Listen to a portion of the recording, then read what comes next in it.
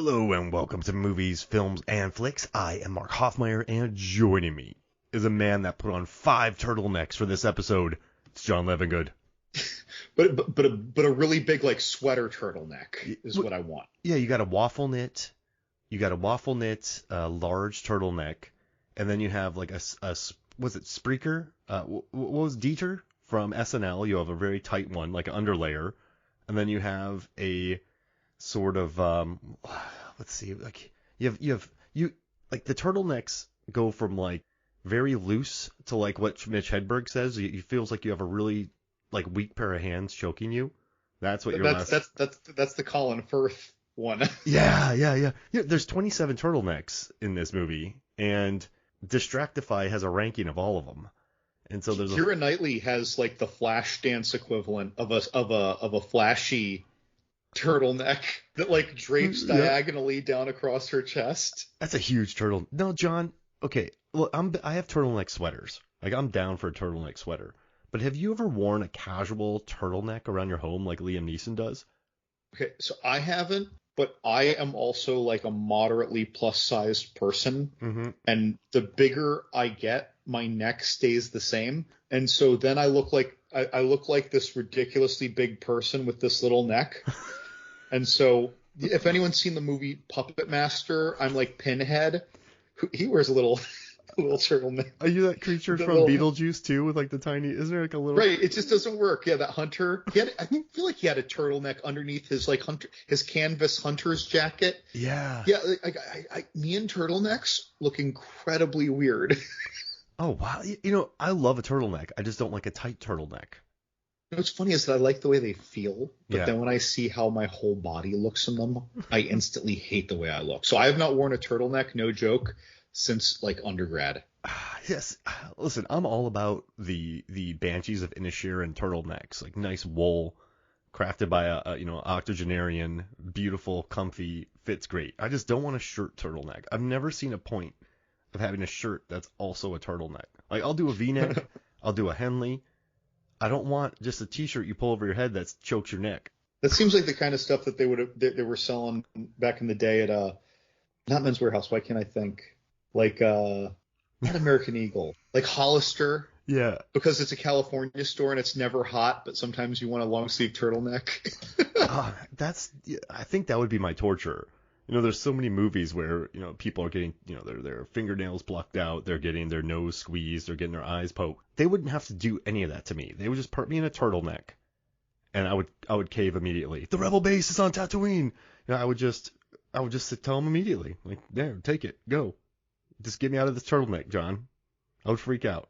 But if I had a turtleneck, I would like the Andrew Lincoln turtleneck that almost has like extra long sleeves.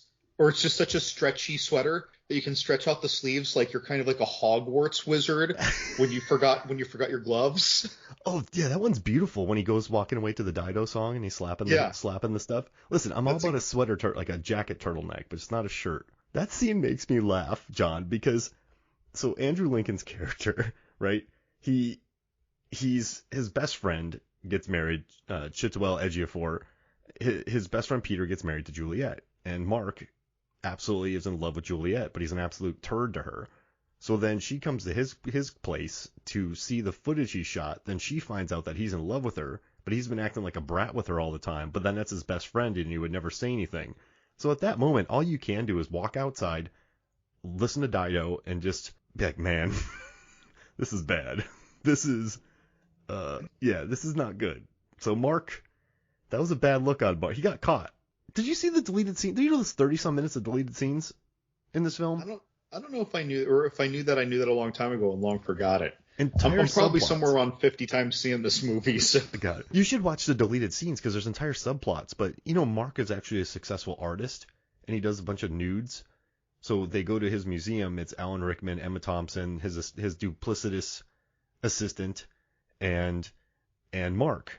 And he has. Like, it's funny. I just thought that he worked at that gallery. There's like full frontal male nudity. There's apples in people's butts. There's just like hard, like a lot of like. It's easy to see why they cut it. I could go for some butt apples. Love Actually's got an edge to it, man. I remember watching this in 2003, John, and we watched Notting Hill, right? We watched my best friend's wedding had edge. We watched Runaway Bride, Serendipity, and these are all movies that I enjoy. Love and Basketball, just romances, but like a lot of them don't have that sort of edge to them. But then you go into Love Actually, and there's mental health issues, there's cheating, there's nudity, there's swearing, there's there's like tears and Joni Mitchell, and it's an odd, there's an edge to it, is there not? Like, did that catch you off guard? Yeah. When you watched this movie in 2003? I didn't see this in the theaters. I bought the DVD, and I remember watching this and going like, this isn't what I expected. I was expecting what modern day Valentine's Day or New Year's Eves are, like PG-13, just what's the word? What am I saying? Cringe machines. But then I watched this, I'm going, man, this one has an edge to it. Like, what did you? Is that why you keep coming back to it? I saw this twice in theaters back in the day. Twice. 22-year-old jaded John saw this twice in the theater with a high school friend who went to UF with me. And then Christmas break came around, and I saw it again in theaters with my dad because it was that good. And to me, yeah, I kind of viewed it as it seemed like it was going to be like, yeah, an adult rom-com. And I think back then I kind of felt like it was an adult rom-com. And I don't know if I'm making up this term, if adult rom-coms really existed then. I feel like it was either the more serious, dramatic Sleepless in Seattle. Granted, I'm talking about the 80s here, but like a more serious, dramatic, a less feisty dramedy, right? Or it was more of a PG-13, more fun thing. And this seemed to marry that. It married the themes of the serious movie and the feistiness, while still keeping an older, not old, but still, a more mature cast. Good diversity of ages, so especially since Keira Knightley was like 18. Yeah, if that. And Richard Curtis said he based this a lot on early Woody Allen movies. His Annie Hall, those kind of films, his sort of ensemble pieces, which, if you look deep enough in the 80s or 90s, they were there. But I'm just thinking the current crop that we were in at the time, it was very much so the kind of 40-year-old virgin, sort of light bro humor. And then you had the American Pie movies, which were like the sex comedies. And then you had the Julia Roberts, Sandra Bullock machines just churning out hits, like printing money. And so in 03, you didn't really have this. And so when I watched it, it really caught me off guard because I wasn't familiar with Richard Curtis's filmography. I hadn't known much about him. But then if you look through this guy's career, right, this guy has made so much money from his movies. Like he started writing Blackadder, and then he started writing Mr. Bean, but then he wrote Four Weddings and a Funeral, which was nominated for 2 Oscars. Wonderful movie. Yeah, and then he wrote Notting Hill, which was nominated for 3 Golden Globes. And I was working in a theater, John, when Notting Hill came out. That thing exploded. Like, that movie was, remember Crossroads 8, Time Road 6? That was oopsie daisy. The theaters were packed. But that's the kind of, like, it was like a 99, PG-13. Didn't have much of an edge to it. Very simple. It was kind of funny in the commentary. Richard Curtis was talking about how he hired the DJ character in Love Actually, the guy playing the DJ at the wedding, because when the DJ was handing out an award, it was, and for best visual effects, Notting Hill, for erasing all the black people from Notting Hill. And then Richard Curtis went and cast him in this movie because he's like, that son of a. But then he went on to do Bridget Jones' Diary, man. Like, that was Oscar nominated. Then he goes and does Love Actually, nominated for Best Picture at the Golden Globes. Then he writes Bridget Jones. Then he goes and he writes and directs About Time, which is beloved.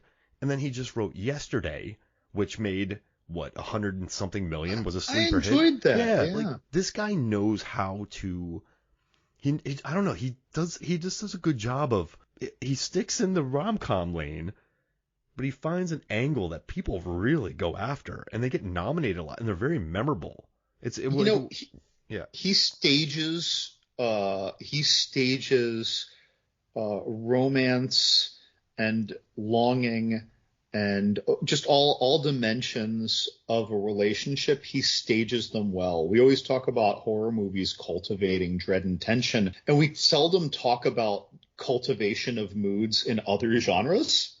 You know, because it doesn't, usually it's like the action buildup is what's taking you on that journey and raising your heart rate or something, right? The Rock just gives his smolder look or some nonsense. Not that I don't love The Rock, but yeah, this movie, I feel like it almost makes me think of horror in the sense of how good it is at cultivating mood, even when it's just the very innocent anticipation of Laura Linney for the first time taking home the man who she's had a crush on for 2 years, 7 months, 3 days, and about 2 hours.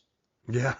Right? Because she has her moment. They're at the door. You know it's happening. You're excited it's happening. We saw them dancing. We saw them talk before they danced, right? We saw the Alan Rickman thing before that where he says everyone knows. So there's been the steady buildup. And then she does that cute little happy dance just on the other side of the wall from him and asks for 10 seconds. And then they get – so again, like there's such a good build there. And we already know where it's going, but it's staging our emotional expectations, and it's dialing us into just the right mood instead of, just dropping us in and seeing how it lands. And it just does it so well. And, we think of American Pie, and there's a lot of nostalgia, and I get awkward, warm fuzzies because I remember what that was like. I feel like that movie actually did a good job. It almost like Big Mouth, it capturing the awkwardness, if you will, or the eagerness or the farcical overexcitedness that comes with that age. But it's the antics that are building it up, and not for nothing, there's good writing and there's good humor and there's good acting, but that strikes me as easy because everything in this movie is done more quietly and patiently and without a whole lot of out loud dialogue. Yeah, I mean, look at Emma Thompson in the room good Lord. crying. And, I feel especially bad for her because, Kenneth Branagh left her for Helena Bonham Carter. And when she was being interviewed for this movie, they're like, she wasn't supposed to cry in that scene. And she did. Really? Yeah. And she's like, I have a lot of experience of crying in rooms and closets. She's like, that's what I drew from. So she, in her personal life, that happened. And so in this movie, it's just not something, that pedigree of acting by Emma Thompson is not something you see in these, like, How to Lose a Guy in 10 Days. I love it. It's fun. The two leads are beautiful together. Or that year was also Just Married, 2 Weeks Notice, Love Don't Cost a Thing, Made in Manhattan, My Boss's Daughter, Alex and My Big Fat Greek Wedding. That was huge. Like Geely, that was kind of where we were at the time. And so watching Emma Thompson talking about Jonah Mitchell crying, and then hearing Alan Rickman talking about how he's just a Shakespearean fool, a classic fool. You're going Hans Gruber, Emma Thompson, Liam Neeson. There's a quality of acting to this, and also too, I really want to bring you back for this because we talked Trick or Treat, which is an anthology series that's a Halloween classic. Now we're talking about a Christmas classic, but this movie has so many different plot lines going on that you can sort of be a tourist to this movie too. If you don't like a certain plot line, like you don't like Colin Firth's plot line, who cares? It's 3 minutes. Like move on to the next. And so it's one of these where you latch on to maybe certain plot lines, then you just leave the rest on as almost comfort food. It's like a turtleneck comfort food movie that also makes you feel a good turtleneck, not the shirt, the sweater. Turtleneck soup for the soul. Yeah. Turtlenecks. Yeah, right? Man, listen, you know me, man, I'm super emo. And we didn't have many movies growing up, John, that were, dudes were, like men were either like super tough or super broy, or they were the wimp that gets the girl, or like we didn't have many. I don't know. In cinema, it was just an odd. I don't know. For me at least, I didn't connect with any characters really. I would love a movie, right? But I never connected with characters. I had like Lloyd Dobler from Say Anything, but around this time, movies that I kind of loved, like Before Sunset. Then you had Lost in Translation and even Garden State. And then this, like, I feel like there was a different crop of maybe a little bit more sensitive type films coming out that weren't as easy. And I don't know if you felt that way. Why did you just like this movie because we're both like emotional dudes and we wear that on our sleeve. Yeah, I don't know if I knew that at the time when I first saw this. Oh, me neither, but I felt it in my fingers and bones. I just knew that I liked it a lot, like a lot, and I've kept liking it a lot, and I like it more and more because as I get older, I start to either relate more to different characters more, or I start to realize that I'm past what some of the younger characters have gone through. Past it in the sense that it wouldn't even happen to me now. Like this wouldn't happen to me. You know, you've reached a certain level of wisdom or experience in relationships. That fumble, that misinterpretation wouldn't happen, you know. But then these other things happen. So it's interesting seeing that evolution in yourself, where you're watching it and you react totally differently. It's like when you watch a movie that you loved that has the parents are involved as the kids, but when you're a kid, you're just relating to the kids, and when you're a parent, you're relating to the parents. Like Ferris Bueller. Ferris Bueller completely changed for me as I got older. Let me tell you, thinking about Cameron's dad's car. Yeah. It's like I used to think Ferris Bueller was the best, but then I got older, I'm like, that little punk. Dude. That guy's the worst. Then you start relating a bit to the principal. Yeah, exactly. Just maybe even Charlie Sheen in that movie. Drugs? No, I don't want any. No, what are you in for? Drugs. But yeah, it's this movie though too. It's the more I watch it, the more I realize that this doesn't take place. I guess some people adore this movie, John. There's a massive audience around this, but I had to do research for this for the Rotten Tomatoes is Wrong podcast, and they wanted me to find the good and bad about it. And there's a huge group out there who hate this movie. But then there's all of them. And then there's a huge group who love this movie. But I think it seems like the people who hate the movie just really don't like that people love the movie, and then they kind of like shovel some hyperbole on it. And I totally get why people don't like this film. I mean, it's not for everybody, but there's some big time detractors of this film. But then there's also people that think this movie is absolutely beautiful. But for me, I think it's just a fun movie. It does not take place in the real world. This takes place in rom-com land, where people can pop up with trumpets and trombones at a wedding, and a guy can fly to Florida, meet 3 women, shack up with them immediately. Wisconsin. Yeah, Wisconsin. Yeah, not Florida, Wisconsin. He found the 4 hottest women in Wisconsin in one night. Yeah, and like it's that. This isn't the real world. So when I watch this movie, I can't be that offended by it because it's just the Richard Curtis rom-com verse. And I mean, if you think about the law, like they've done this before, movies that lampoon rom-coms. I mean, you do the airport chase. Someone's always lying to each other. You know, the reporters on either side are doing a story on each other, blah, blah, blah. Or there's a Maid in Manhattan, which, you have Ralph Fiennes and Jennifer Lopez, which made $140 million at the box office. Which it was a very cute movie. I enjoyed that movie. That's a flex, though, for J-Lo right there. $140 million for Maid in Manhattan. She needs more respect.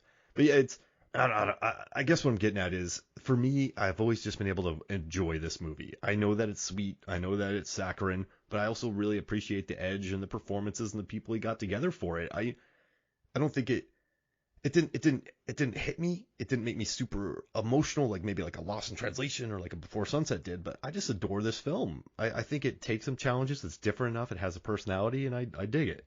I don't know, but like, what connected you to it? Do you even know, or do you just like the story? Well, back then I couldn't even tell you, man. I feel like the parts and ways that I connect to it, I feel have every 5 years or so are very different from the previous 5 years. So that's hard to say. I just Where are you at now? I just remember being wowed at the time. Now I don't know. It's like I'm 42 next month. And I look at this through a very practical lens. And for the first time ever, I noticed how many relationships advance so incredibly quickly. And while I realized that in a rom-com, that's not unusual, because rom-coms tend to be about longing, not about romance. They tend to end when people get together, right? And so really, you don't even see the relationship do anything. They might just skip forward and be like, next scene, we're married, and you don't know any better, right? Whereas in this, the couple that just met, Martin Freeman and the young lady who were doing the sex stand-ins, they were engaged right after Christmas. They met 5 weeks before Christmas. Yeah. So, and then Alan Rickman cheats on his wife, Emma Thompson, within a week of Christmas and a couple weeks after Christmas, presumably, they are working it out very well and very civil already. And Colin Thistle is coming back with a relationship for himself. Firth. Oh, no, Colin Thistle, the character. Oh, got it. From Wisconsin. Sorry. Because I don't know the actor's name. He's coming back from Wisconsin with what is suddenly a serious relationship, and he brought a serious relationship for his friend, which is a little farcical. And the little boy, okay, well, that makes more sense because he's so young. Liam Neeson didn't really get into a relationship. And then Hugh Grant. Yeah. That got very serious very fast. So we're used to maybe one relationship that is our suspension of belief happening very quickly. Whereas in this, so many of them are simultaneous. And I never noticed it before this particular viewing, and I see this at least once a year. It's just funny that's what I'm noticing this time, and so I'm not, an old man shaking my fist like this is ridiculous. I'm just like, I never noticed that. Like it's more just that, and that's very sweet. Oh, and then yes, of course, Colin Firth as well, who I forgot, who over the course of 5 weeks, or actually slightly less, went from meeting this woman and not being able to communicate a sentence to proposing. And that was one of the most heart-constricting proposals. And it's selfless fumbling in the language, and he didn't even care if he was getting the words right. He just had to say them. And the whole town followed him there like a 1950s musical. Yeah, Capra movie, Right? Like, I don't know. There's something this just gets right about all the emotions. And it's funny, you mentioned how there are those people, the camp that just doesn't like this. And I don't want to take away anyone's right to dislike this, but I know sometimes I have a negative feeling about a movie because a girl just cheated on me. Well, like if someone's watching this and they're seeing Alan Rickman and Emma Thompson and he cheats on her, and then she forgives him, that might upset them. And, there could be emotional responses to certain things. Maybe some of the relationships are a little too farcical. They really cover all gamut of silly with Colin Thistle to just so almost fantasy levels of sincerity with Colin Firth. Mm-hmm. And I'm saying a character name and an actor name. I'm mixing this up, folks. But there's 80 actors in this, John. Right. It's totally fine. It's just so endearing with Hugh Grant, and so painful with Emma Thompson. And so it's covering this big range. And that's the other thing. I feel like a lot of people give like a horror anthology a hard time because, they might think a bunch of the stories were stupid or a bunch of them were low quality. Whereas I love them because I get to see people trying a lot of things. Well, this movie was trying a lot of things, and to me, they all worked. I don't know. Maybe I'm just more patient with it, or maybe I'm not too sensitive to certain things. I'm sensitive to a lot of things, by the way, but not to the things in this movie. Maybe this movie just hit me the right way. I think it's magical, dude. It covers the romance angle. It almost goes for almost like a, not Kramer versus Kramer, but it goes for the serious romance angle. It goes for the completely farcical 1999 style sex comedy with Colin Thistle. Then it goes to the classical rom-com with the Prime Minister and Natalie, and it also goes with Colin Firth and Aurelia. So like you have the two completely different people meeting and falling in love. Pure drama with Andrew Lincoln. Pure drama, and you have that sort of, not a three-way thing, but he's in love with his best friend's wife, and that gets fixed really quick too. This movie just fixes everything, and then you got Bill Nighy just stealing everything and oozing. Oh my God, how wonderful that was! Bill Nighy, watching this movie again and seeing Bill Nighy's performance, it is just. It's beautiful, and just the way he tells the truth. Well, thank you for telling the truth. And then at the end, when he's supposed to go to a party and he goes back and hangs out with his manager and watches porn, and the two just sort of hang out, and he's so mean to his manager. But watching the two of them, and watching Bill Nighy, and watching him float through and float in, and watching Rowan Atkinson He wanted Oh him. my God, my favorite character in the movie. Originally supposed to be an angel in the script, and he's the one that's sort of delaying it. He's at the airport. He's at the jewelry store. He is sort of the if you think about rom-coms too, man, you got the Preacher's Wife. You got different movies where people come back from the dead and come back. You have the spiritual element of it. So then you have this sort of angelic presence in the movie. Were you just conjuring Chances Are with Robert Downey Jr. when you said come back from the dead, or were you thinking of something else? Maybe who knows what's in my head, but I wasn't conjuring that, but maybe it was there. But it wasn't. What was I was like Ghost of Girlfriend's Past. Then you got like the one movie where Eva Longoria's dead and she's an angel. Then you get oh my God, I remember and then that movie where like the angel comes to Earth and helps people get like not Children of Men, City of God. Wait, no, City of Angels. Okay. City of God was a rough one, or not? Yeah, the City of God was rough, and Children of Men was rough. Not those. Yeah, they're completely different movies. But yeah, you have every element of rom-com to romance in one movie. So this is, I mean, listen, Richard Curtis wrote this. He wrote Four Weddings and a Funeral. He knows, and also Blackadder, he knows comedy. So he knows every aspect of the rom-com. He put them all into one. Instead of an anthology series, he blends them all in together like Trick or Treat, sort of blends the different stories, and it pulls off. I mean, this movie, it made $150 million in its initial release. It didn't do huge in the States. This movie only made, $59 million domestically, but it was up against Elf, Matrix Revolutions, Master and Commander, The Cat in the Hat, Gothica, and Bad Santa. But it had a good hold. It only opened at $6.8 million. So, I mean, that's not a lot of money, John. Like, this movie didn't do huge in the States, but since then it's blown up on DVD. I mean, everyone had the DVD. So, you have a guy who completely understood it, told a bunch of different stories in it, and it has connected, man. This movie has connected. I mean, the music, the Mariah Carey cover, just the Beach Boys song, the footage at the airport. It's a weird one, man, but it's connected with me, I don't think it feels cynical. I think you watch some rom-coms and they are so stock, John. It's just A, B, C, D, E, F, G. And listen, it's great sometimes just to sit down and watch a rom-com where you don't have to feel or think. And that's fine. You need to turn off sometimes. I watched The Invitation the other night and it was beautiful. I just laid on the couch and just had a big smile on my face because sometimes you need that movie. But this isn't one of those, man. Why do you think it's called classic? Why do you think it's held on? This is what I'm trying to get at. This is a big question for you.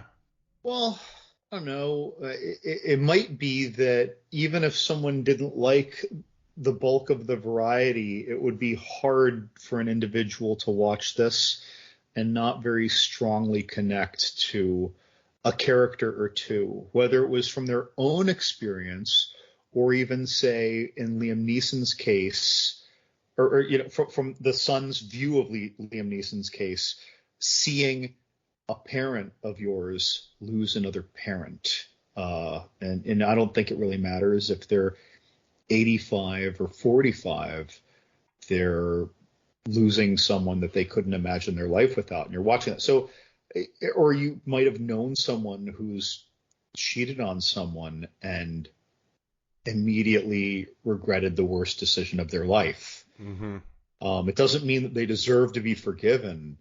But again, I feel like there's a lot. This deals a very strong hand for someone to relate with not just one aspect, but maybe a couple aspects. Not getting along with your friend's wife or girlfriend who is super serious, but you're doing your best. Liking someone that has already spoken for and in love with someone else that you know. There is a lot out there. Your ridiculous friend and his ridiculous fantasies about what's wrong with his relationship life. Mm-hmm. I challenge someone to not relate strongly to at least two of the characters in this, let alone one. Can I ask you a question, John? How many people do you think flew to the United States hoping they'd have a Colin Thistle night? I hope none, but I know that. But the unfortunate thing is that the horror movie Hostel was basically based on preying on people who did this from America to Europe just to find some fun. Yeah. Horror thrives on this. Mm-hmm. I feel like it's more likely the rowdy American going elsewhere for it, but I'm sure it can go any which way. Oh, hey, and so John, I feel like this is a movie of moments. In this movie for me, when I think about it, I think about moments, like it's specifically Laura Linney picking up the phone and Laura Linney with her brother when he goes to punch her.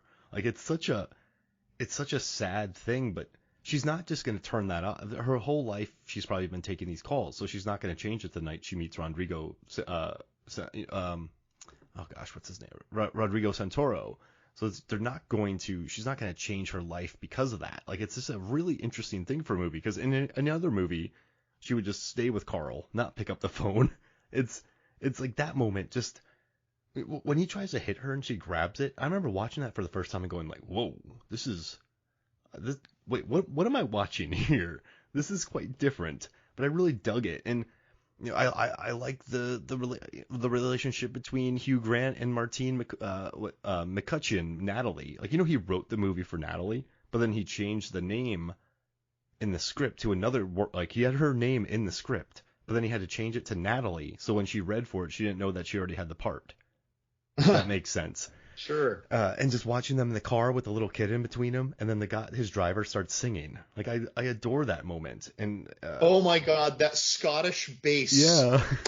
When he starts singing, and then Hugh Grant turns around out before it even happened. When those three little girls start dancing, it looks like the one in the front is literally running in place, and it's like that someone just said, "Okay, girls, now dance," and one of them had no clue what a dance was, and she just did something wacky. It's so there's so many things about this movie that are so sweet. I hate you, Uncle Jamie. I hate Uncle Jamie. And just Bill Nye and everything he does, and he finally gets his song, and he's like, the way I stretch the vowels into the song, Christmas is all around. Like moment of what is it, cruel crassiness, where we squeeze an extra syllable into the fourth line. And the whole time and then he writes on the thing, I have little pricks for the boy band, right. Just help an old guy out, give me the number, and let's hit the number one. Like it's just. I don't know, what moments for you? Because for me, this is a movie of moments. I know there's overriding storylines, but I really like the moments. And so what are some moments that you love that whenever you watch? I know it's changed over the years, but like what, if there's a timeline or what do you love? Just if we're talking about moments, when you mentioned the caroling, and I love when the Scottish driver cues in, but what I really love is when Hugh Grant agrees to sing the carols, the way those three little girls sound when they yell "yay" it almost seems like those girls were actually given a surprise off camera and they recorded it. It was the sweetest sound, and I was watching this with my girlfriend Sarah, and I literally said, "Oh my gosh, listen to the girls," and they do it, and it's like, oh my gosh, like I just fall apart. It's so cute, and I don't know. What moments? I mean, for me, they're shocking moments. Like the moment that I realized that Alan Rickman walked through the door, said, "God damn it, woman, can I have any secrets?" after she says, "You've been gone for hours. What have you been up to?" And then we cut to the next scene, and it's Mia in her underwear in her bedroom putting on her gift. Like it's just like holy, like the balls to do that. I don't know. But mostly it's fondness though. Most of these relationships, all these things, the ups and the downs, I don't know. I think that I just find little ways to relate to so much of it, or have heard my friends' stories. When your friends confide in you, even if you haven't lived it, you can relate to some of these things that the most ridiculous things in this movie, the most far-fetched things in this movie, and then the most boringly practical things in this movie all feel incredibly familiar and incredibly important to somebody. Absolutely. I mean, a good trip that you take overseas. Like you remember a good trip you have. Like when I was gonna say your Daytona Beach trip, but with your brother. It's and what's interesting? I seem like the fire truck chase in Con Air that I always forget about. I always forget about the stand-in scene. I forget about the Wisconsin scene. I forget about the lighter, sort of more um, jokes that are kind of based on bits, two stand-ins sort of getting to know each other while standing in various poses, and then a guy flying to, like a sex-craved guy flying to Wisconsin. I never remember those. For me, it's all about the Emma Thompson, the Laura Linney. I guess I go more towards the sad aspects. The heavies. Yeah, because that's I guess for me, and at this time, my 21-year-old brain, I was so kind of trained by rom-coms that seeing some of this in a movie with rom-com elements, that stories who follow a classic rom-com, it's a nice roller coaster, this movie. There's different emotions you get from it. And so I think that's another reason why it survived so long is, how many movies have you and I watched? We're like, yeah, that was cool. Then we forget about it. And if someone tells us about it 3 months later, you're like, oh, I watched it. Like, this isn't that movie. And I think that's why it survived so long, because thousands of movies come out every year, hundreds, thousands, not hundreds of thousands, but like hundreds, thousands, and so many we forget about. But for some reason, this movie has struck a chord, and I think it's because of that roller coaster, because you feel those emotions, whether you hate it or you love it. And the acting is great. Yeah. The writing is great. Mm-hmm. The scoring is wonderful, and then the soundtrack choices are very effective. But the scoring especially, like, I hear certain tunes and I just think about Love Actually. Absolutely. Like the Mariah Carey song, All I Want for Christmas. And I mean, like, and then the Dido song too. Like, whenever that comes on, I always want to zip up my sweater and go walk outside and look depressed. And then, you also have what? Maroon 5 was on this. Wherever You Will Go by The Calling. Joni Mitchell. Oh, the Sugar Babes are on this. Like White Christmas, Otis Redding. And then Christmas Is All Around. This movie's really tied to music. And even the original scoring, right? Just like Jurassic Park has a theme, like this has a very distinct theme that appears in different forms several times in the movie. And I will recognize it forever. I could not see this movie in 10 years. And if I heard this in an elevator, I wouldn't say that sounds familiar. I'd say that's Love Actually.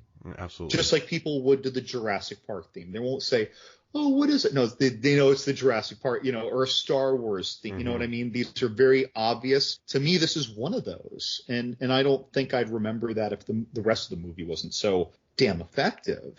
But I don't know. I think it does a great job on all of its story arcs, even though some of them are silly or a little far-fetched or a little convenient. The execution is really solid. Absolutely. And, I don't think what Richard Curtis said was a shocker, but he said without its music, Love Actually wouldn't work at all. I mean, you could say that for horror movies. You could say that for a ton of movies. But yeah, this is a movie that music is really tied to. And you do get the cue. So the score, the track listing, it does make the movie as well. And you do remember it. Like the Beach Boys song, I just remember so much at the airport. I don't know why, but that always stuck with me. I thought that was a pretty cool, like, God Only Knows What I'd Be Without You. Like the airport, like, I don't know, that really stuck with me. So yeah, I mean, the music's memorable. And you got Laura Linney in here, like Oscar nominated Laura Linney. He wanted to cast a Laura Linney type for this movie. And he's like, nah, that's not right. That's not right. So the casting agent's like, why don't you just call Laura Linney? And so he called Laura Linney, got it the script, and she's like, yeah. And she talks about this movie. She goes, I got to stay next to Emma Thompson, Alan Rickman, Liam Neeson, and we all just lived in close proximity to each other. She said it was magic. I mean, imagine joining on this movie and being with this talent. I mean, Liam Neeson wasn't in his action phase yet, but he was Schindler's List, dude. Like, this guy was, just a big time actor. And so you're with all these really great actors, and it's easy to understand. It's cool. One more thing. Who do you think has the most screen time in this movie? Oh God, if I had to guess. Yeah. Okay, I'm gonna go Hugh Grant. Okay, so Hugh Grant has, where is Did you break it down? No, someone did. Hugh Grant has, you got the second highest by 1 minute. It's Hugh Grant with 31 minutes. And then Emma Thompson with 32 minutes, because she's in scenes different. She's with Liam Neeson, she's with the kids, and then she's with Mark later on. Martin Freeman, and let's see. Chiwetel Ejiofor has the least amount with 10 minutes, and then it's Colin Frissell. Colin Frissell only has 11 minutes of screen time in this movie. He's very memorable. Yeah, exactly. Yeah, and then like Andrew Lincoln only has 19. Alan Rickman has 28. So the people who are on screen most in this movie are Emma Thompson, and then it's Hugh Grant, Liam Neeson, Natalie, Martine McCutcheon, and then Tommy Bronis Sangster, and tied with Colin Firth. Oh, and Alan. Yeah, so those are the ones who have the most amount of time. And the person who is the like linchpin who talks to the most characters is Laura Linney, because she talks to, let's see, Andrew Lincoln. She talks to Emma Thompson. She knows Alan Rickman. She knows the secretary. She has Rodrigo Santoro. So she's sort of the main. She talks to the most amount of people in this movie. It's Laura Linney, who's like she's connected to the most of them, which I thought was pretty interesting. But I don't know. Someone actually broke down the screen time for all these actors, and it kind of makes me happy. But I liked your guess. Yeah, Hugh Grant with 31 minutes, and then Emma Thompson with 32. I mean, those are kind of the two people you'd want with the most screen time. I mean, Emma Thompson crushes this movie. Well, I feel like they're the most conflicted and the most thoughtful characters. That's not to dismiss anyone else, but I feel like Liam Neeson's problem is more straightforward and more rationalized, whereas Hugh Grant has a lot of denial from the start of his romantic interest.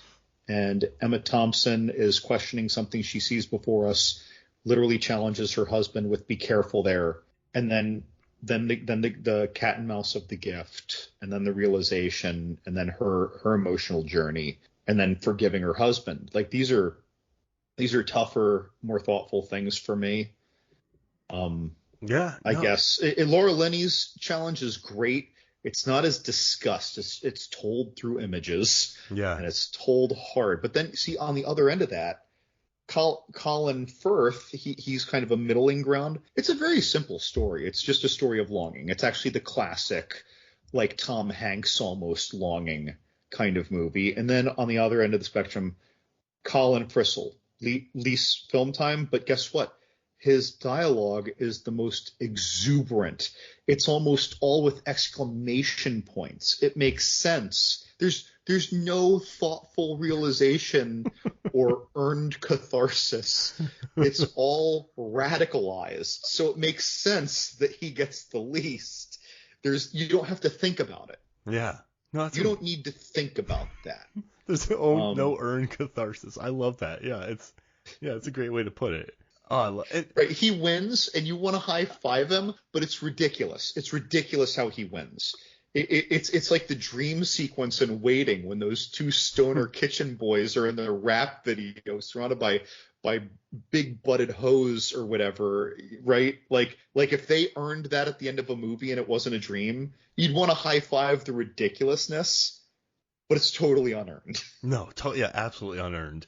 So yeah, I mean, but that's good filmmaking right there. You have a character who has nothing earned. Give him 10 minutes. And then you have a character who has to go through some things. Give them the most screen time. I mean, it's kind of filmmaking 101, and it's kind of a good idea why they got rid of so much screen time, because you're able to focus on sort of what's important. And for me, man, that's like, for me, that this movie, the best scene is Emma Thompson. I mean, just her going up in that room and then pulling it together.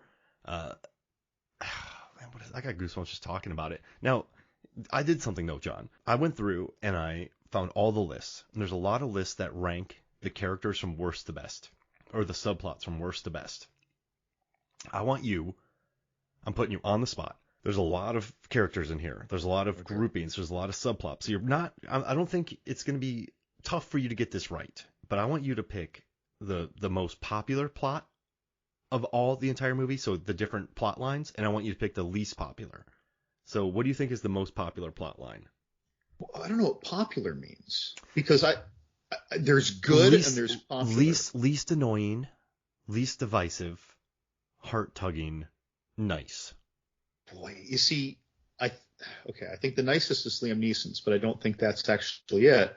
Or Sam's. It has a wonderful ending, but I don't know. I think that Hugh Grant is such a show stealer in this, and he fights for his own confidence when he takes the office. He fights for his country when he's bullied by the American president, Billy Bob Thornton. He fights for his employee. Well, no, he doesn't fight hard, but he eventually he decides that he's worthy of this when he thought he wasn't and he shouldn't.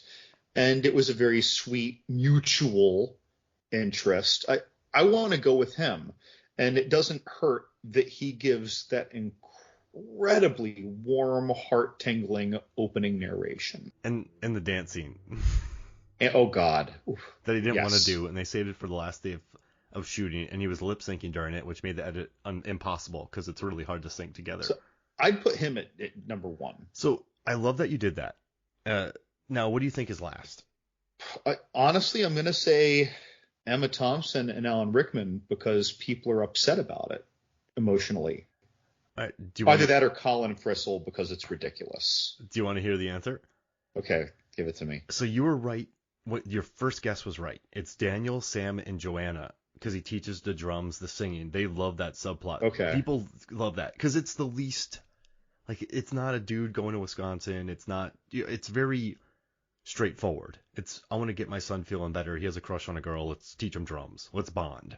And that actually, so I went from lowest points to most points, and that one has 19 points. The next one is John and Judy with 32, then David and Natalie, which is what you picked for your first, is third. But I mean, It's almost second. I mean, the second and third are 1 point apart by the ranking. So you came close. Dare I say, if Joanna didn't sing Mariah Carey's All I Want for Christmas Is You, I don't think Sam would have won. Yeah, exactly. But I mean, it was like the runaway winner of it because it's the least offensive, right? It's the least, how Oscar, when a movie wins Best Picture, it's not because it's the best movie, it's because it didn't get it wasn't divisive. So sometimes a movie will get, this is the best movie of the year, some people hate it. So the best movie of the year is always that like ranked number 4 of all the movies. So this number 1 and the last one, people hate the Julia, Peter, and Mark plot line. People hate Andrew Lincoln's character and his signs. Like, people find this, like, people think this guy's a serial killer. People think he's a creeper. This was by far and away the lead. Like, it is weird. Don't get me wrong. It is weird. It's worse than Colin Frissell. Like, and I went through a ton of lists. People, you know what it is though? People are just mad about it because he shows up with signs, does the thing, and then she runs after him, kisses him. Like, that's your best friend, bro. There's that incredibly awkward camera reel that he took at a wedding surrounded by people. I don't know, but that's quite a gaze. Yeah. And when you watch it again, all you see is him filming her. That's why Laura Linney comes up and like, you love him, but it's that was the last. That was by far. So it's like it was a huge gulf between them, but people had their clear favorite. But I think you nailed it though, because with Liam Neeson, it's just a very heartwarming story. Like, hey, let's get my stepson, let's get him to play drums so a girl will have a crush on him. Like, so he can talk to the girl he has a crush on. Would you ever dance back up any of those songs? When you were younger, John, did you ever dance back up to a Christmas song? I definitely did not. I think you could have done it. Those moves those kids were doing, you could have done that. The moves the teachers were doing, I could probably do. Maybe I could do that. That was pretty simple. No, but yeah, so I just wanted to add, I just thought that might be fun to kind of bring up there, the thing. But I don't know, man, this movie,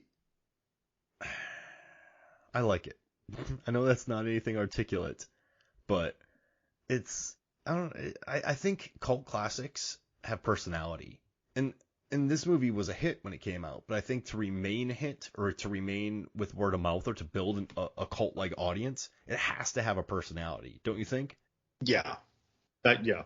Like, look at Boondock Saints, or look at Donnie Darko, or look at Rocky Horror Picture Show. Those movies have personality in spades. So it's I don't know. I think this movie has it. I think it's different than most stuff that was coming out, for sure. Are you a fan of the traditional rom-com? I think so. It's just not necessarily my genre of choice, but I mean, I love You've Got Mail. Yeah. I do. And I like Sleepless in Seattle. It's just not quite my generation's rom-com, right? Mm-hmm. But I don't know. Usually the rom-coms I like are sillier. They were at the time saving Silverman. So, really a ridiculous calm. Shh, I'm in the kitchen. Shh, I'm looking in the refrigerator. Shh, nothing in here. But I will say, I loved that awkward moment, but I also love Zac Efron. Well, yeah, I mean, Imogen Poots is in it too. She's always great. Michael B. Jordan, Miles Teller. What a cast. Yeah, great. It's a wonderful cast. Everyone does a great job, but like I quite like that. And recently, so I just realized this. So no joke, this year and last year combined, I've probably seen the movie Long Shot 5 or 6 times. Oh, with Seth Rogen and Charlize Theron? I honestly believe that is in my top 20 or top 25 movies ever, because it's so on point, it's so smart, it's so consistently pleasing and clever and honest. It's ridiculous, but it's honest, and I believe it all the time. And I love that movie. I've seen it multiple times. And it's a rom-com I've seen multiple times here. The only other rom-com I can say that I want to see multiple times in history in a short period of time is Love Actually. It's just those two. That's it. And after that, it's The Thing, it's Poltergeist, it's The Fifth Element. Then we go into my genre stuff. But this is Love Actually and now Long Shot are solid irregularities in my top movies. I'm a Cusack guy. Better Off Dead, One Crazy Summer, The Sure Thing, Serendipity, Must Love Dogs. I don't know. I just like Cusack's vibe in rom-coms. That's what I like. See, I like those movies, and I can love his vibe, but I don't love any of those movies. Right. At least, let me rephrase. I haven't remained in love with those movies. I loved those movies at a time, and either they have worn more lightly on me, or they were just for me in that phase of me or something. I don't know. Yeah, no, it's I don't know. He's non-threatening. He's non-bro-ish. Like, Cusack's just a very intellectual guy, and so I think he adds a different dimension to it. But he's not exactly the like Ethan Embry from Can't Hardly Wait. He's right. not the Heath Ledger from 10 Things I Hate About You. He's not. He's sort of the. He's kind of a cool guy in all the movies. For me, the best Cusack rom-com staying power movie is also one of the more recent ones ish. That's Grosse Pointe Blank. But that's also a cross-genre movie. Yeah. It's a cross-genre movie, but it's very good about its rom-comminess. And that is that one has stuck with me. That's the one where I can, someone in a room could be like, "Hey, you want to watch Grosse Pointe Blank?" I'll be like, "Yes." He and Minnie Driver are so good together in that movie. They just found that they click right there, and I dig that about them. They make me so. That's what that's one of my favorites, John. I love that one. I love that movie. Can I drop some more data on you before we get moving on? I got some funny stuff for you. All right. I will brace myself accordingly. All right. So Richard Curtis, he kind of based his Bill Nighy character on a kind of truth-telling bad rock star. So he's a huge fan of John McEnroe, John Lennon, and Bob Dylan. And so he wanted Bill Nighy to be that guy. John McEnroe, the tennis player. Yeah. Like okay. I guess he was kind of the rock star of tennis. There's a great documentary out about him, by the way, but he always spoke his mind. Like he wore his heart on his sleeve. And I think people love him or hate him.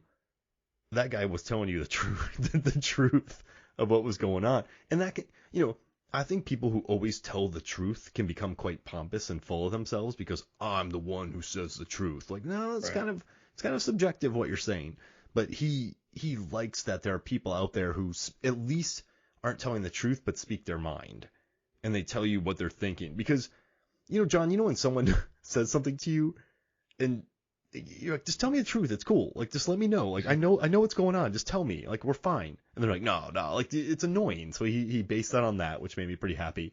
And then he also had he also had scripts originally for the Colin Firth storyline and Hugh Grant storyline as their own movies. These were their own movies that he just said, nah, I'm going to cut 3 hours out of them, and I'm just going to put them in this film, which is good because they're the same movie, different plot. A guy gets cheated on, meets a Portuguese assistant, maid, yeah, and then another guy, the prime minister, marries the help, which for lack of a better word, doesn't she say I'm your what does she say when she introduces herself? She doesn't. And I remember joking about that when we were just watching it.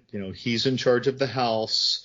She's in charge of the kitchen or housekeeping, and this is Natalie. And all we ever see Natalie do is bring him tea. She's in charge of tea and biscuits, apparently. Yeah. Yeah, I mean, that's a big duty. But yeah, those are their own movies. And I'm kind of glad they just shoved them in here because we get the whole, like, these are great condensed. Like, I got the whole movie, though. Yeah. Yeah. You don't need it.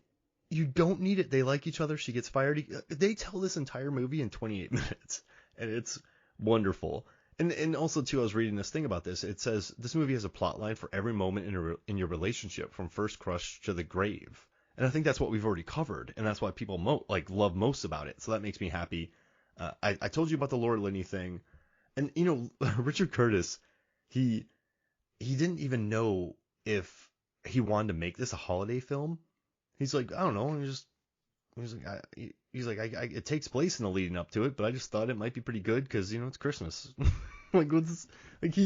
He just threw. I think it maybe works because Christmas isn't the focus of it. Surviving Christmas, Christmas with the Cranks, like horrifying movies. But I think the Christmas isn't. This is a movie that takes place during Christmas, but it's not exactly a Christmas movie. But it is a Christmas movie if you're making a list. Does that make sense? Sure. And I think that's why it works pretty good because it's more of a rom-com than a gimmick of Christmas. Nothing in any of the plots relies on Christmas. Yeah. Yeah, no, none of it. At all. I mean, yes, like Alan Rickman is getting his assistant a Christmas gift, but if he wasn't, she just would have wanted a gift. It wouldn't have mattered that it was Christmas. Oh, what kind of thing do you want? Oh, I don't want something I need. I want something I want. It all would have played out just fine. But it was convenient. Yeah, exactly. And it gives you a reason to have a work Christmas party. It gives you a dramatic reason for Jamie to drop everything he's doing because now he's dropping his family on a major holiday. I hate you, Uncle Jamie. Right, but you know what I mean? And then even though before watching this movie, if someone said but it's Christmas, so let's be honest, I'd be like, what does that even mean? I don't even. Whereas now, because I've seen that, for some reason, it works in that. Again, it's all about the execution. Yeah. But it works in the movie, and then of course Bill Nye's song. It's a funny plot spin. The use of Mariah Carey's song, which again I think really pushes Sam's story up a bit. Not that it's not a lovely story. It's convenient. Mm-hmm. Exactly. It's very it complements the story as well. None of the stories need it. Absolutely. And it does a great job complimenting it. And last little fact I have for you is that Curtis was very wary of the scene with Mark and the cue cards, and so he wrote it about 5 times. And then he went to the women in his office, you have a production office, and he asked them to choose the least embarrassing message. And so he worked this out with the women in his office, like the production manager, the producers, the production PAs, but office PAs. He worked out the least creepy messages to make. And I don't know, I think that's kind of funny, and then people still hate it. So imagine what the first round of messages were. But that just makes me happy. And also too, John, I don't know if you've listened to it, but you should put on the commentary for this movie. It is hilarious. It has let's see. So it has Richard Curtis, it has Hugh Grant, it has Bill Nighy, and then there is, oh gosh, I had his name right here. The kid, Sangster, Thomas Sangster. So it's the 4 of them. Hugh Grant, the first day he comes in the office when he becomes the prime minister, he has a tie on. But in between takes, he went and took a nap, and he took his tie off, and he put another tie on, and no one checked it. So it's the wrong tie in between the scenes. And the costume guy had to wear a tie for 3 days around whatever he wore, just as punishment, because when they watched the dailies, it was a different tie for each scene, and they couldn't go back to that location, which makes me really happy. And every time Colin Firth pops on the screen, Hugh Grant goes, "Who's that? I don't know who that is." And then whenever he pops up, he's like, "Ugh, this guy." It's a very funny. very jovial commentary. So if you love Was that because of what was it, Pride and Prejudice or Sense and Sensibility? What were they both in? Well, Hugh Grant was. Are you talking about Sense? What do you mean? Who? Weren't the two of them in a movie before together ages ago? I don't know if no Hugh Grant and Colin Firth. Oh yeah, no. They were in. Well, this is after that. This is Bridget Jones. Bridget Jones was after this. So let me look. I thought. Wait, Bridget Jones wasn't in the 90s? Bridget Jones came after this one, did it not? Here, let me look. I'm going here. I just love it. Every time he pops up on screen, Hugh Grant's just like... Or I wonder, maybe they did the commentary after Bridget Jones. No, my bad. So they had done Bridget Jones' Diary already when they had their big fight. And then, that might be why. So they had already been... It's clear, but it's so funny. Like, who's that? But the whole time, Hugh Grant was just... Who's that? I don't know who that is. But Richard Curtis... I don't know if I have that. I just have the DVD. Oh, it's on the DVD. That's all I have, too, yeah. And it's really... Okay. If you've watched the movie 50 times, it's just a funny, jovial... commentary track, so it's worth a listen. Now, John, that'll be a good meal prep day for me. Okay. Movie. So, John, we're gonna put a poll up. Do you want to do favorite Christmas movies? Oh dear. Favorite movies that take place around Christmas, or do you want to do favorite rom-coms of any time? I want to do Christmas. Okay. All right, you go first. Die Hard. All right, got that. You got it. I'm gonna do The Nightmare Before Christmas. Okay. Gremlins. Oh, you've won already. I'm gonna do. Dude, Nightmare is a big pick. I'm gonna do Home Alone. I'm gonna do.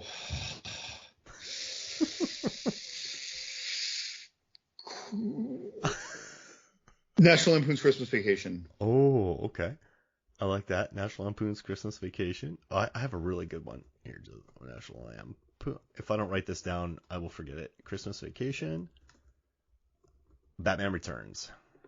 I feel very good about that one. I'm gonna do. I'm gonna do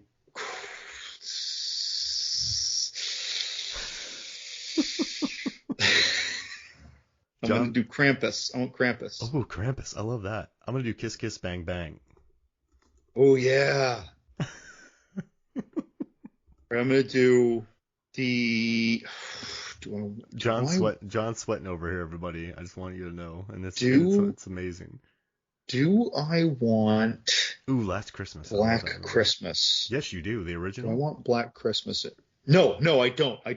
It would be the original if I picked one. Scrooged. Oh. Okay, so you have Die Hard, Gremlins, National Lampoon's Christmas Vacation, Krampus, and Scrooge. I have The Nightmare Before Christmas, Home Alone, Batman Returns, Kiss Kiss Bang Bang. Can I give you suggestions? I need to go huge. I need to go huge. Coming to America. No, The Addams Family. Trading Places. That's a really good one. Oh, this is going to be a really incredible. This is going to be a good one. Oh my gosh. You know what? This episode's going quick. Let's go really fast, John. Let's do a rom-com draft. Oh, okay, shit. This is going to be harder for me. Am I starting? Yeah.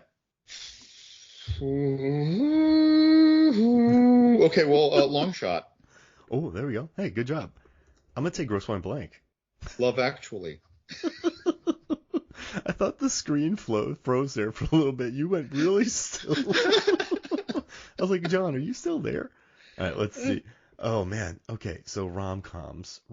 There's so many good ones. Oh, my goodness. Okay, so we're taking the ones we love. Is Jerry Maguire a rom-com? Yeah, sure. Okay. I mean, it's a rom-dram, but you can use it. Can we do rom-dram-coms?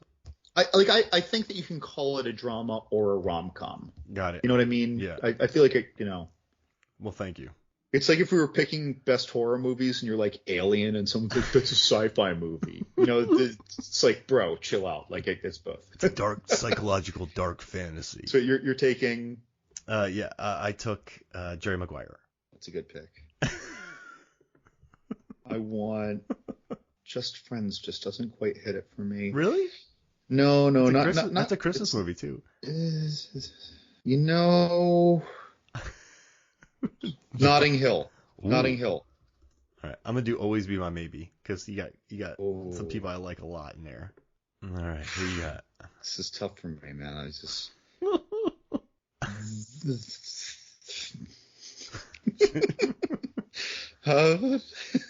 John's falling apart over here, everybody. It's lovely.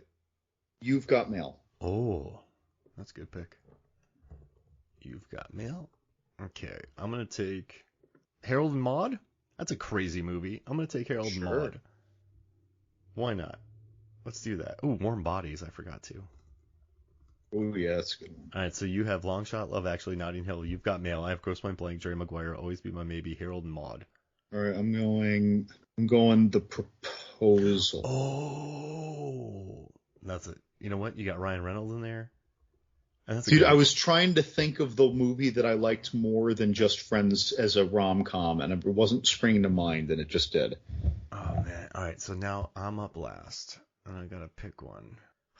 This is tough. I mean, Warm Bodies is really good.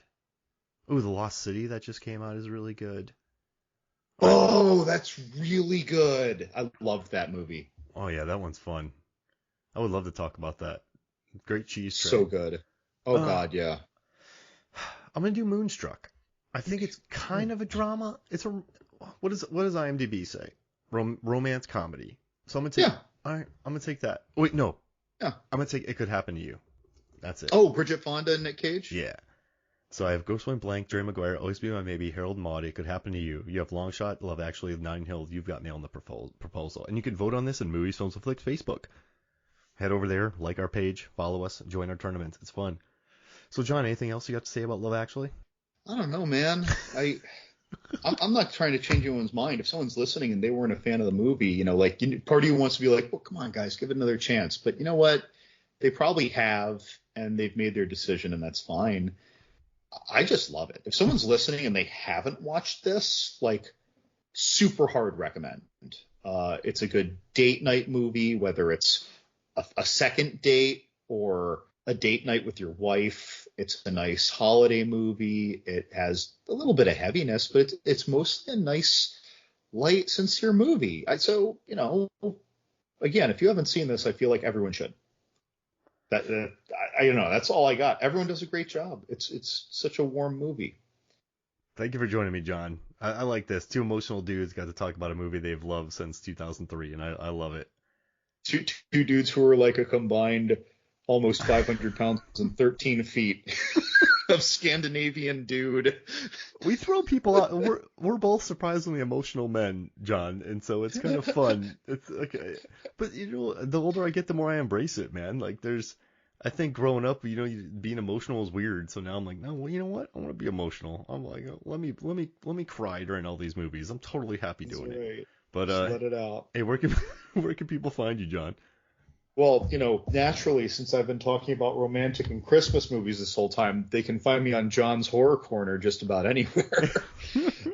By the way, I recently wrote a review of the movie Elves, not to be confused with Elf, which is a little 1989 ditty that you can only find on YouTube because it never even got a DVD release. But if Vinegar Syndrome ever does that, I will spend $30 on that hot garbage. It is one of the most delightful diamond in the rough hidden gem bad horror movies I've seen in a long time. And it's a Christmas movie about Christmas elves and Nazis forming a master race of Christmas Nazi elf that is inbred with a Nazi lineage that has to breed on Christmas Eve. The movie's only fun in its horrible storytelling. Well, I'm sold. That sounds lovely. I will watch it again. I would buy this nonsense. The gore is hardly there. The death scenes are stupid. The monster looks ridiculous. But just as they tell the story as the movie goes on, and the protagonist is Grizzly Adams. Oh my gosh. Like Dan Haggerty, Grizzly Adams. Well, Vinegar Syndrome, you released Tammy and the T-Rex, so the least you can do is release Elves. And I love Tammy and the T-Rex, by the way. It's a beautiful movie. All right, I love it. So go there, check out John's Horror Corner on Instagram, on Twitter. Find Movies, Films, and Flicks wherever. Rate, review, subscribe, and also just say hi to us. If you listen to our show and you never talk to us, say, hey, I like your show. Ask us a question. Send us a movie you want us to cover. I'd love to talk to you. All right, so thank you, John, for joining me. Cheers. All right, so for me, Mark Hoffmeyer, for John Levigood, this is Movies, Films, and Flicks. We'll see you next week. Not the turtlenecks. Ah.